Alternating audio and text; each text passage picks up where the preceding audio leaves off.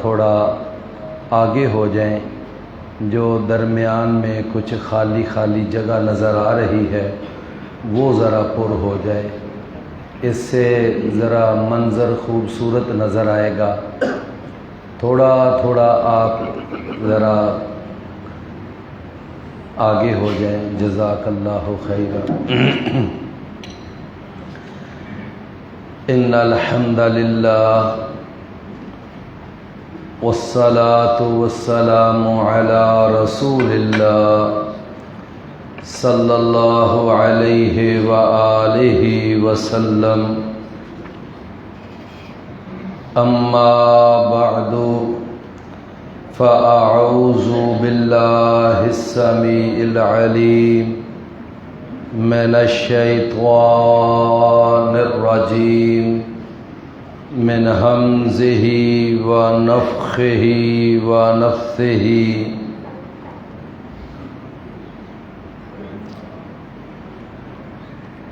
اولئک الذین نتقبل عنہم احسن ما عملوا وَنَتَجَاوَزُ عَنْ سَيِّئَاتِهِمْ فِي أَصْحَابِ الْجَنَّةِ وَعْدَ الصِّدْقِ الَّذِي كَانُوا يُوعَدُونَ۔ اولئک الذین، یہی وہ لوگ ہیں کہ نتقبل عنہم، ہم قبول کر لیں گے ان کی طرف سے، احسن ما عملوا، ان کے وہ بہترین اعمال جو انہوں نے کیے ہوں گے، وَنَتَجَاوَزُ عَنْ سَيِّئَاتِهِمْ، اور ہم ان کی برائیوں اور ان کے گناہوں سے درگزر کر دیں گے، فی اصحاب الجنہ، انہیں جنت والوں کی فہرست میں شامل کر لیں گے، وعد الصدق، یہ سچا وعدہ ہے، الذی کانوا یوعدون، کہ جو وہ وعدہ کیے جاتے ہیں۔ مجھے جس عنوان پر، جس موضوع پر بات کرنے کے لیے کہا گیا ہے وہ ہے کہ نیک لوگوں کا ساتھ، نیک لوگوں کی دوستی۔ پیارے بھائیوں، نیک لوگوں کا ساتھ یہ اتنی بڑی نعمت ہے کہ رسول اللہ صلی اللہ علیہ وسلم نے اس کی طرف بڑی ترغیب دلائی۔ آپ نے ایک موقع پر اپنے ایک صحابی کو 3 بڑی اہم نصیحتیں فرمائی تھی۔ آپ نے فرمایا کہ یہ تینوں نصیحتیں اچھی طرح پلے باندھ لینا اور ان کو اپنا شیوہ زندگی بنانا۔ فرمایا ان میں سے سب سے پہلی آپ کی نصیحت یہ تھی کہ لا یأکل طعامک الا تقی، کہ جب تو کبھی دعوت کرے، کوئی کھانا بنائے تو کوشش کیا کر کہ تیرا وہ کھانا ایک متقی نیک آدمی وہ تیرا کھانا کھائے۔ دوسری آپ نے نصیحت یہ فرمائی وَلَا تُصَاحِبْ إِلَّا مُؤْمِنًا، کہ نہ دوستی کرنا مگر کسی مومن آدمی سے، کہ مومن آدمی کی دوستی اختیار کرنا، اور اس دوستی کو اختیار کرنے کے لیے کوشش کرنا۔ تیسری نصیحت آپ نے یہ ارشاد فرمائی وَخَالِقِ النَّاسَ بِخُلُقٍ حَسَنٍ، کہ لوگوں سے جب کوئی معاملہ ہو تو بڑے اچھے اخلاق کے ساتھ لوگوں کے ساتھ ڈیلنگ کرنا۔ تو گویا رسول اللہ صلی اللہ علیہ وسلم نے یہ تین بڑی مفید سنہری آپ نے یہ نصیحتیں ارشاد فرمائیں۔ ان میں سے ایک نصیحت کیا ہے کہ لا تصاحب الا مؤمنا، کہ نہ دوستی ہو تیری مگر کسی مومن آدمی سے۔ رسول اللہ صلی اللہ علیہ وسلم نے ایک موقع پر یہ بات ارشاد فرمائی، فرمایا کہ یہ جو یعنی ایک موقع پر رسول اللہ صلی اللہ علیہ وسلم نے فرمایا کہ ایک وہ آدمی جو آپ کا ہم نشیں ہے، آپ کا وہ پاس بیٹھنے والا، آپ کا وہ ہم مجلس ہے،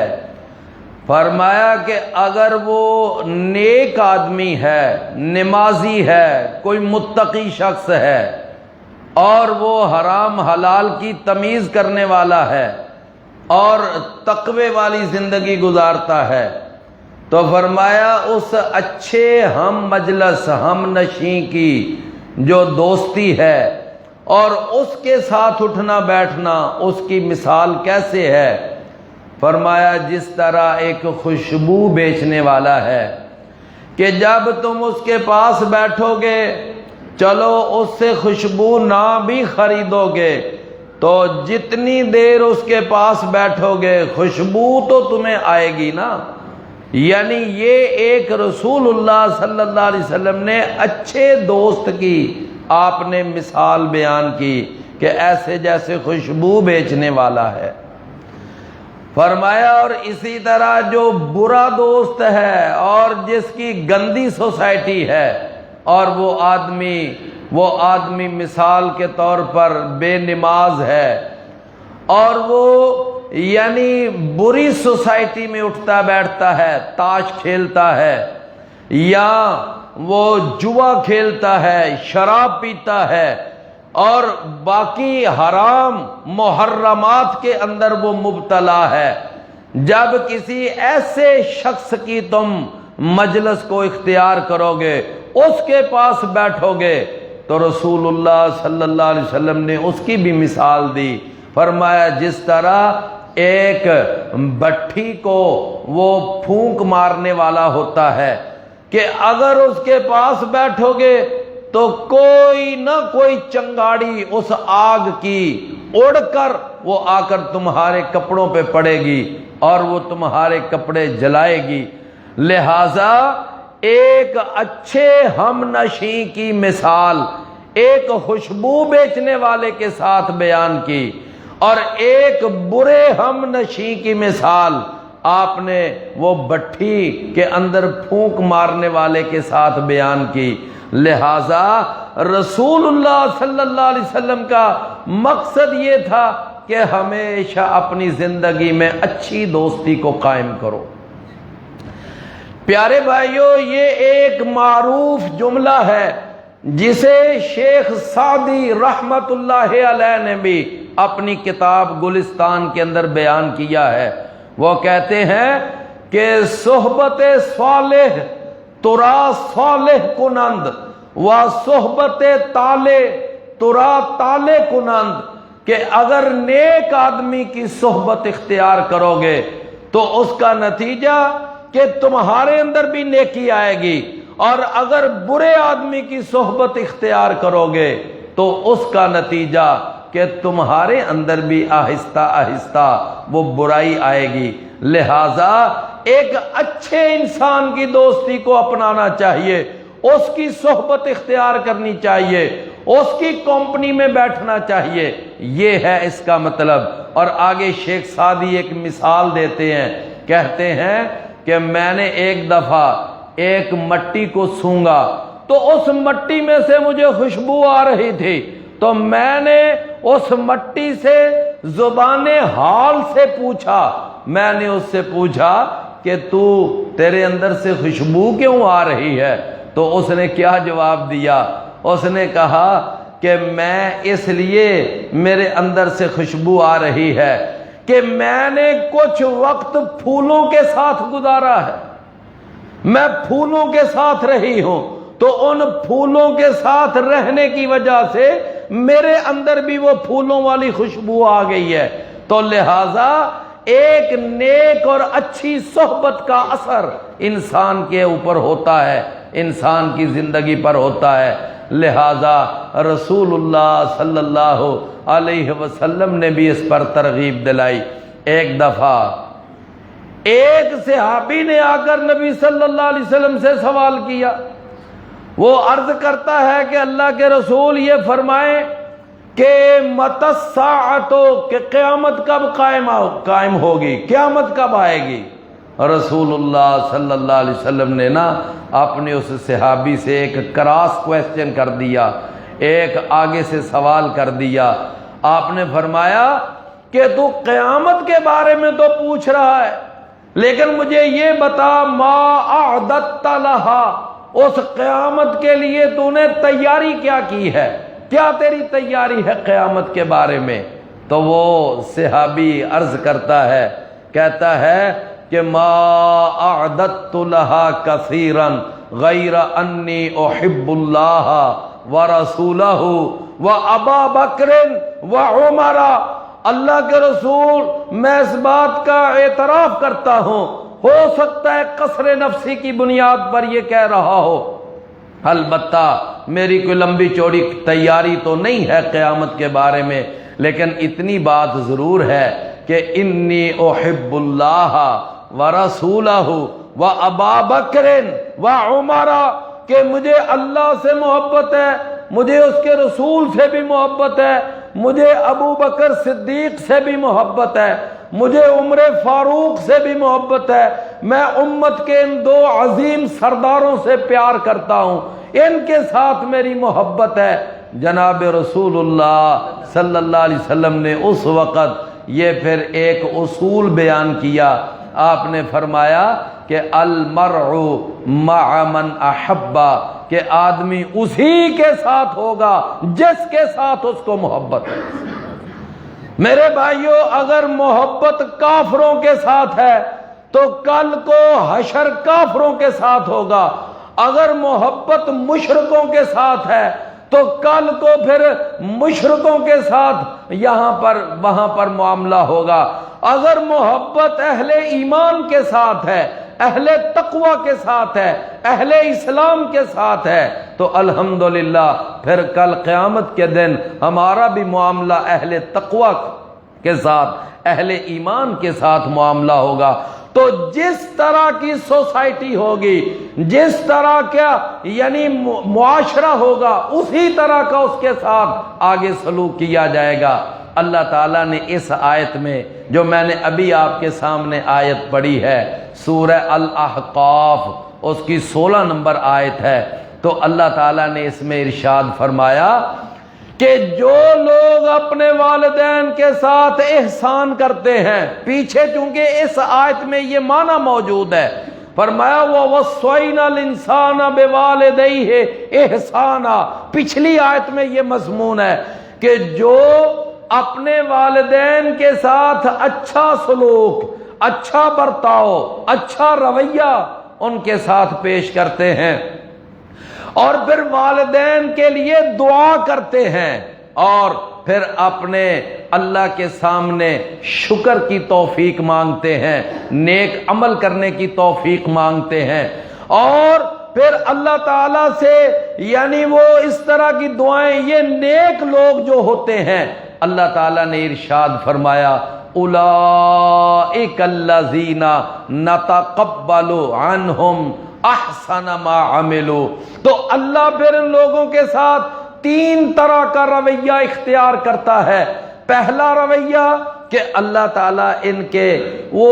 سب سے جو بہترین اعمال ہوتے ہیں، اللہ ان کو قبول فرما لیتا ہے، اور دوسرا رویہ فرمایا وَنَتَجَاوَزُ عَنْ سَيِّئَاتِهِمْ، تو ہم ان کے گناہوں سے درگزر کر دیتے ہیں، گناہ بھی ہم ان کے معاف کر دیتے ہیں۔ آپ نے آج کل یہ اکثر احادیث سنی ہوں گی، رسول اللہ صلی اللہ علیہ وسلم نے فرمایا کہ من صام رمضان ایمانا و احتسابا غفر له ما تقدم من ذنبہ، کہ جس نے ایمان اور احتساب کے ساتھ، ثواب حاصل کرنے کی نیت کے ساتھ اس نے رمضان کے روزے رکھے، اللہ اس کے پچھلے گناہ معاف کر دیتا ہے۔ فرمایا وَمَنْ قَامَ رَمَضَانَ ایمانا واحتسابا، جس نے ایمان کے ساتھ اور ثواب حاصل کرنے کی نیت کے ساتھ اس نے قیام اللیل کیا، فرمایا غفر له ما تقدم من ذنبہ، اللہ اس کے پچھلے گناہ معاف کر دیتا ہے۔ وَمَنْ قَامَ لَيْلَةَ الْقَدْرِ ایمانا واحتسابا غفر له ما تقدم من ذنبہ، جو آدمی ایمان کے ساتھ اور ثواب حاصل کرنے کی نیت کے ساتھ وہ لیلۃ القدر کو پا لیتا ہے، اللہ اس کے پچھلے گناہ معاف کر دیتا ہے۔ یہ گناہوں کی معافی یہ بھی ایک اللہ کا بہت بڑا احسان ہے، انعام ہے۔ رسول اللہ صلی اللہ علیہ وسلم نے فرمایا الصلوات الخمس والجمعۃ الی الجمعۃ والعمرۃ الی العمرۃ والرمضان الی رمضان، فرمایا کہ یہ چار چیزیں کہ پانچوں نمازیں اور ایک جمعہ کے بعد اگلا جمعہ پڑھنا، ایک عمرہ کے بعد اگلا عمرہ کرنا، ایک رمضان کے بعد اگلا رمضان اس کو پا لینا اور اس کے تقاضے پورے کرنا، اس کا روزہ، اس کی سحریاں، اس کی افطاریاں، اس کی تراویح، تو یہ پورا کرنا۔ فرمایا کیا ہوتا ہے، ان کے درمیان جتنے بھی گناہ ہوتے ہیں اللہ تعالیٰ سارے گناہ معاف فرما دیتا ہے۔ تو یہ گناہوں کی معافی بھی ایک بہت بڑا اللہ کا انعام۔ تو سورہ الاحقاف اللہ نے 16 نمبر آیت میں جو ایمان والوں کے لیے 3 انعام بیان کیے۔ پہلا انعام کہ ہم ان کے بہترین اعمال قبول کر لیتے ہیں، ان کی نمازیں، ان کے صدقات، ان کی تلاوتیں، ان کے عمرے، ان کی دعائیں، ان کی ساری جو عبادات ہوتی ہیں ہم ان کو قبول کر لیتے ہیں، اور پھر ہم دوسرا انعام ان کے گناہوں کو معاف کر دیتے ہیں۔ اور تیسرا انعام کیا بیان کیا، فرمایا فی اصحاب الجنہ، تیسرا انعام یہ ہوتا ہے کہ ہم ان کو اہل جنت کی فہرست میں شامل کر لیتے ہیں، یعنی وہ اہل جنت میں شامل ہو جاتا ہے، ان کے اندر اس کا شمار ہو جاتا ہے۔ تو گویا کہ اہل جنت میں شامل ہو جانا، اہل جنت کی لسٹ میں اس کا نام لکھا جانا، یہ ایک بہت بڑا انعام ہے۔ جب اہل جنت کی لسٹ میں شامل ہو گیا، اس کا معنی کہ وہ اہل ایمان، اہل اسلام، اہل تقوی کا ساتھ اس کو نصیب ہو گیا، تو یہ ایک بہت بڑا انعام ہے۔ یہ اتنا بڑا انعام ہے کہ بڑے بڑے انبیاء، جلیل القدر پیغمبر، وہ بھی اللہ تعالیٰ سے یعنی صالحین کا ساتھ حاصل کرنے کے لیے دعائیں کیا کرتے تھے۔ جناب سلیمان علیہ السلام کے بارے میں سورہ النمل میں آیت ہے 19 نمبر آیت، فرمایا کہ انہوں نے اللہ سے دعا مانگی، کہتے ہیں کہ رب اوزعنی ان اشکر نعمتک التی انعمت علی،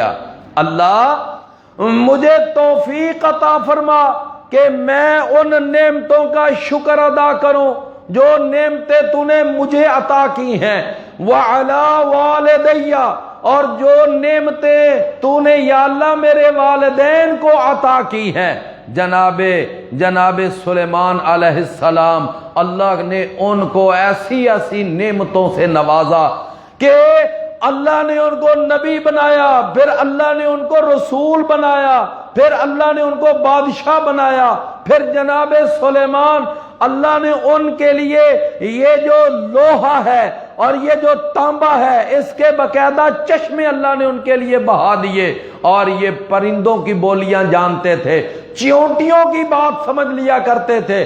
بڑی بڑی اللہ نے ان پر نعمتیں عطا فرمائی، یہاں تک کہ اللہ نے ان کو وہ بادشاہت عطا فرمائی کہ جس جیسی بادشاہت اللہ نے نہ پہلے کسی کو دی نہ بعد میں، ہوا پر ان کا کنٹرول، جنات ان کے قابو میں، یہ ساری بڑی بڑی اللہ تعالیٰ نے ان کو نعمتیں عطا فرمائی۔ فرماتے ہیں کہ اے میرے اللہ مجھے توفیق عطا فرما ان اشکر نعمتک التی انعمت علی وعلی والدی، اور دوسری گزارش کرتے ہیں کہ یا اللہ وان اعمل صالحا ترضاہ، کہ یا اللہ مجھے توفیق عطا فرما کہ میں ایسا عمل کروں کہ جو تجھے پسند ہو۔ یہاں سے ایک نیک عمل کی ڈیفینیشن بھی معلوم ہو گئی کہ نیک عمل وہ ہوتا ہے جو اللہ کو پسند ہو، اور اللہ کو کون سا عمل پسند ہوتا ہے؟ جو صحیح عقیدے پر رہ کر کیا جائے، جو خالص نیت کے ساتھ کیا جائے، اور جو قرآن اور حدیث کی دلیل کے ساتھ کیا جائے، وہ عمل اللہ کو پسند ہوتا ہے۔ فرماتے ہیں مجھے اللہ توفیق عطا فرما میں نیک عمل کروں۔ اور تیسری بات کیا بیان کرتے ہیں؟ فرماتے ہیں وَأَدْخِلْنِي بِرَحْمَتِكَ فِي عِبَادِكَ الصَّالِحِينَ، یا اللہ میری ایک تیسری گزارش یہ ہے، التجا اور آرزو یہ ہے کہ اللہ مجھے اپنی رحمت کے ساتھ، اپنے فضل کے ساتھ، یا اللہ تو مجھے نیک بندوں کے اندر شامل فرما لے، مجھے نیک بندوں کا ساتھ نصیب فرما دے۔ یہ جناب سلیمان علیہ السلام دعا کر رہے ہیں۔ وَأَدْخِلْنِي بِرَحْمَتِكَ، بِرَحْمَتِكَ، اس لفظ پہ بھی ذرا غور کیجئے کہ یہ جو نیک لوگوں کا ساتھ اور جنت کا داخلہ، جنت کا حصول، میرے بھائیوں اس کے لیے اللہ کی رحمت کا ہونا اشد ضروری ہے، از حد ضروری ہے۔ ایک موقع پر رسول اللہ صلی اللہ علیہ وسلم نے فرمایا سددوا وقاربوا واعلموا، کہ اپنے آپ کو سیدھا سیدھا چلاؤ اور اللہ کے قریب ہونے کی کوشش کرو، اور یاد رکھو لن يدخل احدا عملہ الجنت، کہ کسی شخص کو بھی اس کا عمل اس کو جنت میں نہیں لے کے جائے گا، اس کو جنت میں نہیں داخل کرے گا۔ صحابہ نے جب یہ جملہ سنا تو فرمان عرض کرتے ہیں فلا انت یا رسول اللہ، کیا آپ بھی اپنے عمل کی بنیاد پر، اپنے عمل کے بل بوتے پر، کیا آپ بھی جنت میں نہیں جا سکیں گے؟ حالانکہ آپ اتنی عبادت کرتے ہیں، آپ کے پاؤں مبارک سوج جایا کرتے ہیں، اور آپ سے زیادہ عبادت کس نے کرنی ہے؟ اور آپ فرما رہے کوئی شخص بھی جنت میں اپنے عمل کی بنیاد پر نہیں جائے گا۔ کیا یہ قاعدہ، یہ کلیہ آپ کی ذات پر بھی لاگو ہوگا؟ رسول اللہ صلی اللہ علیہ وسلم نے فرمایا ولا انا، اور ہاں میں بھی اللہ کی رحمت کے بغیر جنت میں نہیں جا سکوں گا، الا ان یتغمدنی اللہ بفضل و رحمت، ہاں جب تک اللہ کا فضل اور اللہ کی رحمت شامل حال نہیں ہوگی۔ میں نبیوں رسولوں کا سردار، ساری کائنات کا امام، ساری کائنات سے اعلیٰ اور افضل، میں بھی اللہ کی رحمت کے بغیر جنت میں نہیں جا سکوں۔ تو میرے بھائیوں یہ جنت میں جانا اور اہل جنت کا ساتھ، یہ اتنا بڑا اعزاز ہے کہ جناب سلیمان علیہ السلام جیسا اللہ کا برگزیدہ پیغمبر بھی اللہ سے دعا کر رہا ہے وَأَدْخِلْنِي بِرَحْمَتِكَ فِي عِبَادِكَ الصَّالِحِينَ۔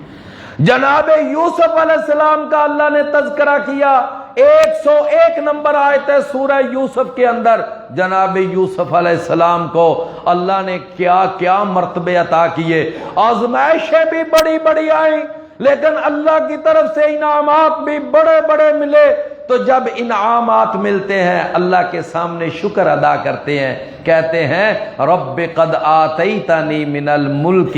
اللہ تو نے مجھے بہت بڑی بادشاہی دی ہے، وعلمتنی من تأویل الاحادیث، اور یہ خوابوں کی تعبیر کا اللہ یہ تو نے علم بھی مجھے عطا فرمایا ہے، فاطر السماوات والارض، آسمان و زمین کے پیدا کرنے والے، انت ولی فی الدنیا والآخرہ، دنیا اور آخرت میں اللہ تو ہی میرا دوست ہے، تو ہی میرا کارساز ہے، تو ہی میرا کرنی بھرنی والا ہے۔ توفنی مسلمن والحقنی بالصالحین، دو دعائیں کرتے ہیں، کہتے ہیں یا اللہ ایک میری دعا یہ ہے کہ جب میری موت آئے تو اسلام کی حالت میں آئے، اس لیے کہ انما الاعمال بالخواتیم، اور دوسری دعا کیا کرتے ہیں؟ کہتے ہیں والحقنی بالصالحین، اور یا اللہ مجھے نیک لوگوں کا ساتھ نصیب فرما، نیک لوگوں کے ساتھ اللہ مجھے شامل فرما دے۔ یہ جناب یوسف علیہ السلام بھی اللہ سے دعا کر، جناب سلیمان علیہ السلام کی دعا، جناب یوسف علیہ السلام کی دعا آپ نے یہ تو سن لی، اور سارے نبیوں رسولوں کے امام، ساری کائنات کے سردار، اور ساری کائنات سے اعلیٰ اور افضل سید الاولین والآخرین، امام الانبیاء والمرسلین، امام اعظم، قائد اعظم، مرشد اعظم، جناب محمد الرسول اللہ صلی اللہ علیہ وسلم کے بارے میں ہماری اماں جان سیدہ عائشہ رضی اللہ عنہا بیان فرماتی ہیں کہ رسول اللہ صلی اللہ علیہ وسلم نے اپنے پیارے لبوں سے، میٹھی زبان سے، نبوت اور رسالت والی وحی سے یہ بات آپ نے ارشاد فرمائی۔ آپ نے ارشاد فرمایا ما من نبی، فرمایا کوئی نبی بھی ایسا نہیں ہے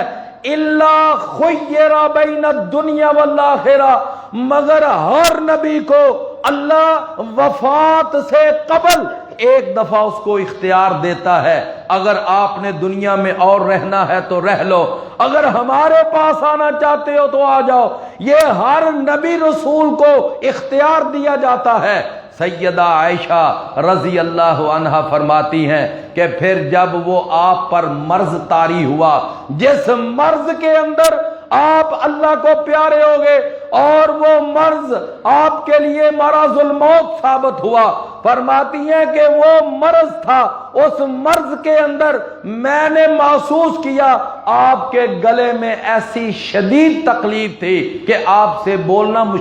مشکل ہو رہا تھا۔ رسول اللہ صلی اللہ علیہ وسلم نے اس موقع پر جب گلے سے آواز بھی نہیں نکل رہی اور بولنا بڑا مشکل ہے تو فرماتی ہیں میں نے پوری کوشش کر کے میں نے آگے ہو کر غور سے سنا، اور آپ یہ آیت پڑھ رہے تھے مع الذین انعم اللہ علیہم من النبیین والصدیقین والشہداء والصالحین، کہ اے اللہ میں نبیوں کا ساتھ چاہتا ہوں، میں صدیقین کا ساتھ چاہتا ہوں، میں شہداء کا ساتھ چاہتا ہوں، میں صالحین کا ساتھ چاہتا ہوں۔ فرماتی ہیں جب میں نے یہ آیت آپ کی مبارک زبان سے سنی تو میں اسی وقت سمجھ گئی کہ آپ نے وہ جو فرمایا تھا نا کہ ہر نبی کو وفات کے وقت اختیار دیا جاتا ہے، تو نبی صلی اللہ علیہ وسلم کو بھی وہ اختیار دے دیا گیا، لہذا اب آپ کا وقت رخصت ہے، اب آپ دنیا سے جانے والے ہیں۔ اور فرماتی ہیں اس کے بعد پھر کیا ہوا کہ ایک دو دن مزید گزرے، سوموار کا دن تھا، 12 ربیع الاول کا ٹائم تھا اور چاشت کا وقت تھا۔ رسول اللہ صلی اللہ علیہ وسلم نے پانی کا ایک پیالہ منگوایا اور آپ اس پانی کے پیالے میں ہاتھ ڈالتے، اپنے چہرے پہ اس ہاتھ کو پھیرتے ذرا تھوڑی سی تازگی حاصل کرنے کے لیے، فرمایا اور اس کے بعد رسول اللہ صلی اللہ علیہ وسلم نے 3 دفعہ یہ جملہ اپنی زبان اطہر سے ادا کیا، اللہم الرفیق الاعلی، اللہم الرفیق الاعلی، 7 جملہ منہ سے نکالتے، اپنے پیارے لبوں سے ادا کرتے، ساتھ اپنی انگلی ایسے آسمان کی طرف اوپر لے جاتے اور پھر نیچے اپنی انگلی مبارک لے آتے، آپ کی نگاہ بھی نیچے آ جاتی، تو دوسری دفعہ پھر وہی انداز کہ اللہم الرفیق الاعلی، پھر انگلی نیچے آ گئی۔ فرمایا تیسری دفعہ جب آپ نے ایسا کیا مطلب کیا تھا کہ یا اللہ میں بلند دوستوں کے پاس جانا چاہتا ہوں، بلند دوستوں کے پاس۔ بس تیسری دفعہ نبی صلی اللہ علیہ وسلم کی پھر اوپر انگلی نہیں اٹھی۔ تیسری دفعہ کے بعد رسول اللہ صلی اللہ علیہ وسلم کے جسد اطہر سے آپ کی روح مبارک پرواز کر گئی اور رسول اللہ صلی اللہ علیہ وسلم دنیا سے رخصت ہو گئے۔ تو میرے عزیز بھائیو، رسول اللہ صلی اللہ علیہ وسلم بھی اللہ سے یہی کہتے گئے کہ یا اللہ میں نیک لوگوں کا ساتھ چاہتا ہوں، نیک لوگوں کا ساتھ۔ آخری ایک حدیث سن لیں، رسول اللہ صلی اللہ علیہ وسلم کا ایک صحابی تھا جس کا نام تھا ربیع بن کعب، ربیع بن کعب رضی اللہ عنہ۔ ربیع بن کعب کہتے ہیں میں ہر وقت میں مستعد رہتا، چوکنا، چوکس کہ کب رسول اللہ صلی اللہ علیہ وسلم کو کسی بھی چیز کی ضرورت پیش آئے میں وہ فوراً آگے بڑھ کر آپ کی وہ ضرورت کو پورا کیا کرتا تھا۔ فرماتے ہیں جب پانی کی ضرورت پیش آتی وضو کے لیے میں فوراً پانی لے کے آتا، مسواک کی ضرورت پیش محسوس کرتے فوراً مسواک خدمت میں پیش کر دیتا، اگر قضائے حاجت کے لیے پانی کی ضرورت ہوتی فوراً پانی لے کے، ہر وقت میں چوکس رہتا تھا نبی صلی اللہ علیہ وسلم کی خدمت کے لیے۔ ایک دفعہ رسول اللہ صلی اللہ علیہ وسلم نے مجھے فرمایا، کہتے ہیں کہ اے ربیع آپ کچھ سوال کریں، آپ کچھ مانگ لیں، آپ اتنی میری خدمت کرتے ہیں، اتنا میرا خیال رکھتے ہیں، تو چلو آج میں آپ سے یہ کہہ رہا ہوں کہ آپ کی کوئی ضرورت، کوئی ڈیمانڈ، کوئی مطالبہ، کوئی خواہش، کوئی آرزو ہے تو پیش کرے۔ تو جناب ربیع کہتے ہیں میں نے بھی سوچا آج موقع ملا ہے تو میں نے بھی سوال کر دیا۔ میں نے کہا اللہ کے رسول اگر آپ میری کوئی ڈیمانڈ پوری کرنا ہی چاہتے ہیں، کوئی میری آرزو پوری کرنا چاہتے ہیں تو پھر میری ایک آرزو ہے، وہ کیا؟ وہ یہ ہے کہ انی اسألک مرافقتک فی الجنہ، میں جنت کے اندر یہ اللہ کے رسول آپ کا ساتھ چاہتا ہوں، آپ کی رفاقت چاہتا ہوں، جنت کے اندر آپ کے پڑوس میں میں اپنا یعنی ٹھکانہ چاہتا ہوں۔ رسول اللہ صلی اللہ علیہ وسلم نے پھر از راہ مروت پوچھا کہ اے ربیع کوئی اور خواہش، کوئی اور سوال؟ تو جناب ربیع کہتے ہیں اللہ کے رسول اور کوئی سوال نہیں ہے اور کوئی مطالبہ نہیں ہے۔ وہ کسی نے کہا تھا نا کہ میں نے سب کچھ مانگ لیا خدا سے تجھ کو مانگ کر، اب اٹھتے نہیں ہیں ہاتھ میرے اس دعا کے بعد، اب اور کچھ مانگنے کی ضرورت ہی نہیں ہے۔ جنت میں رسول اللہ صلی اللہ علیہ وسلم کا ساتھ مل گیا، اور کیا چاہیے؟ تو میرے عزیز بھائیو نبی فرمایا ربیع ٹھیک ہے۔ تو میرے عزیز بھائیو نبیوں رسولوں کی یہ خواہش رہی کہ ہم نیکوں کا ساتھ حاصل کریں، جنتیوں کا ساتھ حاصل کریں، تو ہم بھی اللہ تعالیٰ سے یہی دعا کرتے ہیں اللہ تعالیٰ ہمیں بھی نیک لوگوں کا ساتھ نصیب فرمائے، اللہ ہمیں نیکوں کا ساتھ نصیب فرمائے۔ آپ یہاں پر دیکھیں ماشاءاللہ رمضان آپ نے گزارا اور اب یہ آج مطلب ہے کہ 28 روزے گزر چکے ہیں اور آپ نے ماشاءاللہ نماز تراویح پڑھی، نمازیں پڑھی اور اکٹھی سحریاں کی، افطاریاں کی، ایک دوستانہ ماحول پیدا ہو جاتا ہے، ایک دوسرے سے شناسائی اور ایک دوسرے سے تعارف اور دوستی یہ پیدا ہو جاتی ہے۔ اللہ سے دعا فرمائے ہماری یہی دوستیاں، یہی رفاقتیں، یہی شناسائیاں ہمیں انشاءاللہ جنت میں بھی کام آئیں۔ وآخر دعوانا ان الحمد للہ رب العالمین۔